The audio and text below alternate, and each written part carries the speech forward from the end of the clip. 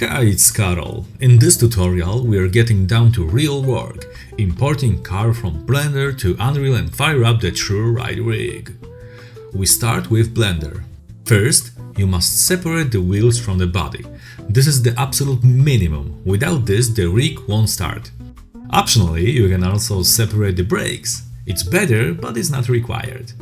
The second thing, the wheel's pivot must be perfectly in center. The easiest way, select the tire geometry, right-click, set origin to volume. If for some reason this doesn't work, for example the tire has a hole in the middle, go into the edit mode, select the outer edge loops, hit Shift+S and choose cursor to select it. Then set origin to 3D cursor. It's simpler than it sounds. The brakes. If you separate them, they must have the exact same pivot as their corresponding wheel. Not a pivot somewhere close, the exact same one. The wheel and the brake must stand at position 0, 0, 0. The entire geometry, body, wheels, brakes, must be facing the positive x-axis. True right rig assumes this alignment because the left wheels are automatically mirrored from the right ones. So in Blender, you only prepare the right side of the car. True right rig creates the left side by itself. Also, check that every mesh has materials assigned. Their slots will carry over to Unreal Engine. And the last thing, every element must be merged in a single mesh. The wheel is one geometry with material divisions inside it, tire, rim, bolts, brake disc, whatever you have. Not for objects, one mesh. The same goes for the body. Export to FBX with materials and off we go to Unreal. Let's fire up Unreal Engine. First thing, let's make sure the plugin is in the project. If you haven't added it to your plugin folder earlier, do it now. In the Place Actor panel, search for True Right Rig. Drop it into the scene.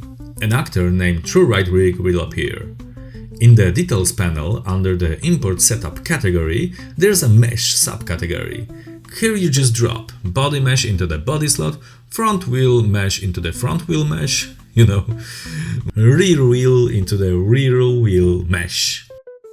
If you have brakes, drop them into the front and rear caliper mesh. You'll immediately see the car setup in the scene. If something doesn't fit, for example the wheels are too far apart or the axle is too short, in car setup you can adjust the front axle offset, rear axle offset, and the wheel side offset. True Right Rig handles this without a problem. Now let's add the path the car will drive on. From the same panel we insert a True Path spline. We set the line, click, add points, bend them however you like.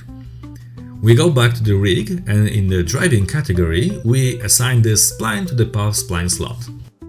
And that's it! The car is on the path. The spline has cool ground detection feature. You can set the distance at which the spline reaches for the ground, so the car drives on the terrain even if the spline was drawn slightly in the air. Very useful because you can draw the path loosely. You don't have to watch every centimeter above the ground. Now we create a level sequence. We throw there our rig, and here we make a key decision. You can choose distance traveled or speed based. Distance travel is the default mode. You simply keyframe the distance on the spline in centimeters. Simple, deterministic. If the client say, at the third second the car needs to be there, you set the value and the discussion is over.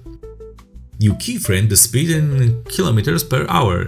True Right Rig calculates the distance itself.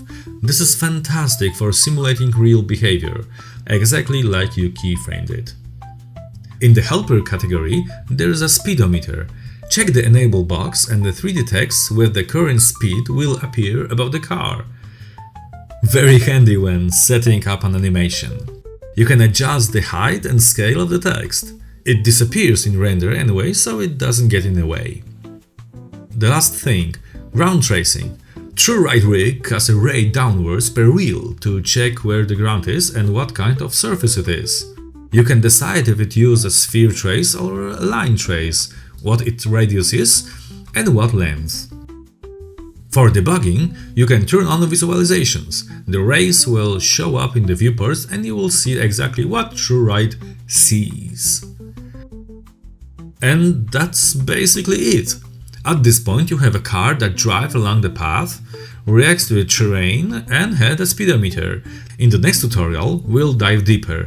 Suspension, drift, burnout, steering geometry, everything that stops the car from looking like a plastic toy, out of the box. So see you in the next video.